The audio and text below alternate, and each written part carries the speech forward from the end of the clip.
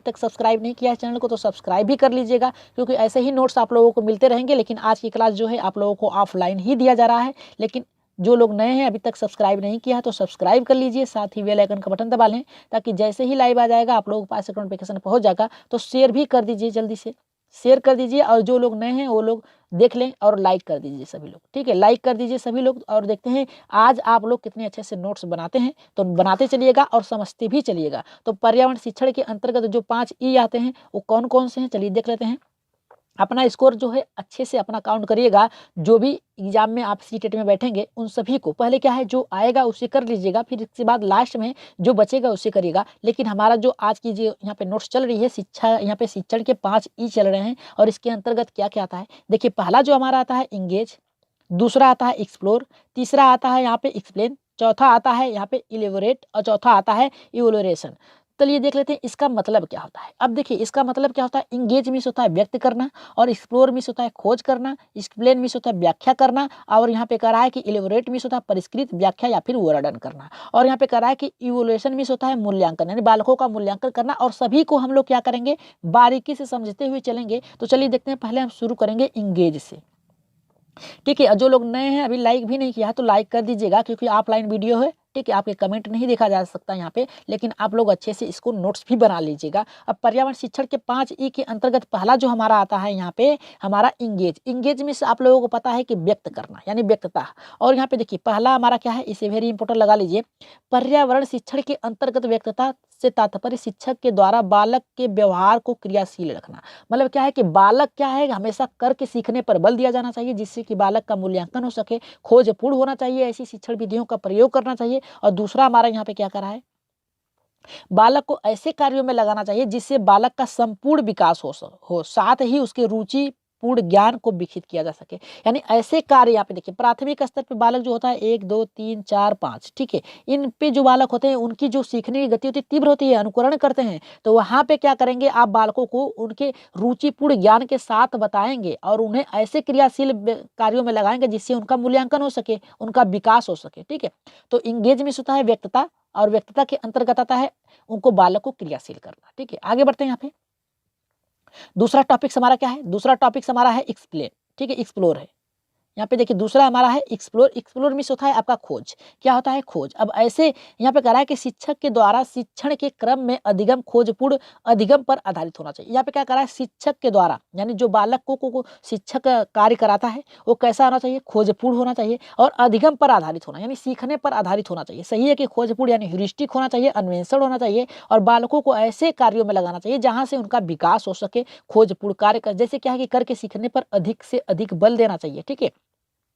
अब नेक्स्ट हमारा यहाँ पे कह रहा है कि बालक को शिक्षण विधियों के द्वारा करके सीखने पर अधिक ध्यान देना चाहिए। यानी जब बालक देखिए बालक को हमेशा व्यस्त रखेंगे तो बालक क्या रहेगा अपने कार्यों में रुचि लेगा और करता रहेगा। कुछ नए नए कार्यों को कराने के लिए बालक को हमेशा हमेशा क्या करना चाहिए, करके सीखने पर बल देना चाहिए। तो एक्सप्लोर के अंतर्गत यही आता है कि बालकों को खोजपूर्ण अधिगम के अंतर्गत लगाना शिक्षण के 5 ई के दूसरे क्रम में आता है, ठीक है। आगे बढ़ते हैं यहाँ पे तीसरे टॉपिक्स पे। तीसरा हमारा यहाँ पे क्या है, एक्सप्लेन। एक्सप्लेन मीन्स होता है व्याख्या, ठीक है। पर्यावरण शिक्षण के 5 ई के अंतर्गत तीसरा जो हमारा यहाँ पे आता है क्रम में, तीसरे क्रम में आता है आपका एक्सप्लेन। अब देखिए सभी लोगों को एक क्रम में भी रखना चाहिए।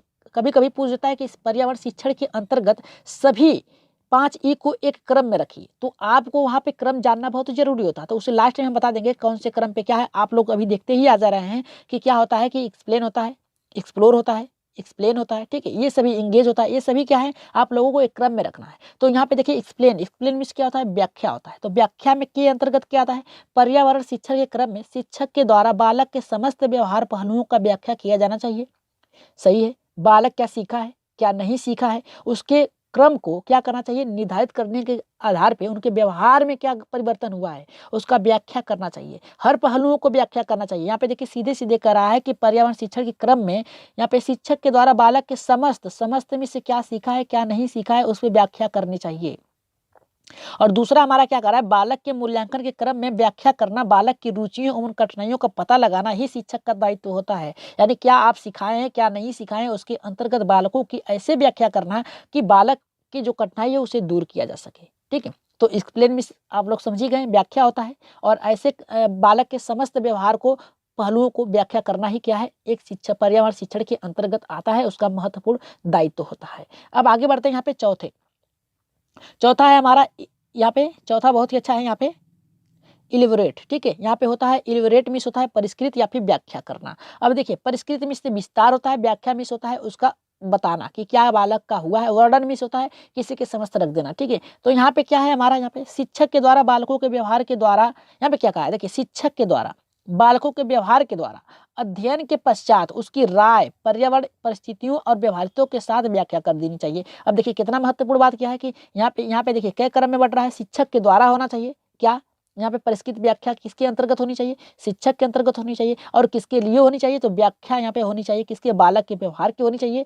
और फिर इसके बाद अध्ययन पश्चात यानी इनके अध्ययन के पश्चात पर्यावरण परिस्थितियों का यहाँ पे व्यवहारिकता के साथ व्याख्या कर देंगे। बालक ने क्या सीखा है अब तक, क्या नहीं सीखा है, उसका अध्ययन करना चाहिए, क्या कठिनाई है, उसकी कठिनाई को दूर किया जाना चाहिए परिष्कृत के माध्यम से। फिर इसके बाद वर्णन कर देना चाहिए कि आपकी कठिनाई ये है, और उसे बताने के, देखिए बताने से अच्छा है उसकी कठिनाई को देख कर दूर किया जा सके। ठीक है, तो यहाँ पे 4 था हमारा। 5वें क्रम पे आगे बढ़ते हैं जो कि लास्ट है, फिर इसके बाद हम थोड़ा सा जान लेंगे थोड़ा सा और क्रम है, वो कौन सा क्रम है। और लास्ट में आप देखिए रात में आप लोगों को चलेंगे यहाँ पे पक्षियों से आवास के प्रश्न, आवास से यहाँ पे आप लोगों को नोट्स ही चलेंगे रात में, उसे भी आप लोग देख लीजिएगा।